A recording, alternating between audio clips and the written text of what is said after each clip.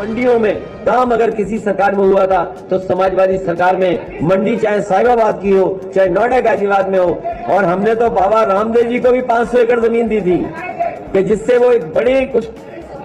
कारखाना लगा दें या मंडी जैसी व्यवस्था पैदा कर दें जिससे शहर में फल सब्जी अनाज समय पर मिल जाए। आपके शहर में न जाने कितना दूध आता होगा, न जाने कितनी फल सब्जी आती होगी, न जाने कितना अनाज आता होगा। तो अगर वो लोग जो बड़ी कंपनियां मल्टीनेशनल कंपनियां मुनाफा कमा रही हैं वो किसान तक मुनाफा कैसे पहुंचे उसका इंतजाम समाजवादी लोग करेंगे। वो महिला पत्रकार है, महिला पत्रकार, एक महिला पत्रकार का सवाल है। मैं अपनी माताएं बहनें और खासकर महिलाएं जो भागीदारी लोकतंत्र में बराबर चाहती हैं, समाजवादी पार्टी ने हमेशा महिलाएं और अपनी बहनों के लिए उनके स्वास्थ्य के, उनकी सुरक्षा को लेकर के और वो सशक्तिकरण की दिशा में अगर हमें कोई काम करना पड़ा है तो किया है, चाहे वो सुरक्षा को लेकर के जिसकी सुप्रीम कोर्ट ने भी एप्रिसिएशन किया था 1090। वहीं बड़े पैमाने पे जो हमारी बहनें थी उनको लैपटॉप मिला था, गरीब महिलाएं थी उन्हें समाजवादी पेंशन से जोड़ा था और विशेष गर्भवती महिलाएं और महिलाओं को अस्पताल तक पहुंचाने के लिए एम्बुलेंस चलाई गई थी। उनके स्वास्थ्य के लिए, उनकी शिक्षा को लेकर के आने वाले समय में अपनी माताएं बहनों के लिए, बेटी बहन और मां तीनों के लिए एक विशेष योजना लेकर के मैनिफेस्टो में हमारी संयुक्त लड़ाई 403 सीटों पे है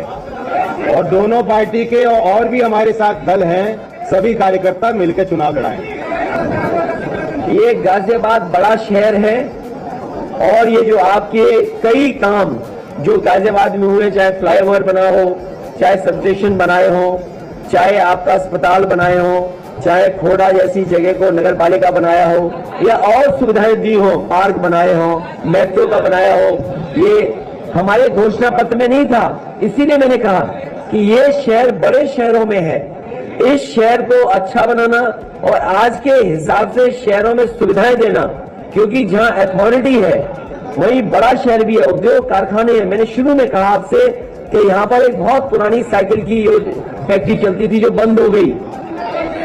अगर हमें विशेष कुछ पैकेज देना पड़ा एक और एमएसएमई जो हमारे छोटे उद्योग वाले हैं, जरूरी ये है, हमारा स्वार्थ और लालच ये है कि अगर कारखाने चलेंगे तो रोजगार और नौकरी मिलेंगी। तो हम यहाँ के उद्योग कारखाने, यहाँ के लोगों को सुविधा देना चाहते हैं जिससे रोजगार नौकरी मिले और उत्तर प्रदेश संपन्न हो और रेवेन्यू जब यहाँ से मिलेगा तो उत्तर प्रदेश में और जगह भी काम कर सकेंगे। अधिकार साथी ने पूरे पहले चरण के चुनाव और दूसरे चरण के चुनाव और आखिरी चरण और उससे पहले के चुनाव के महत्वपूर्ण सवाल उठाया।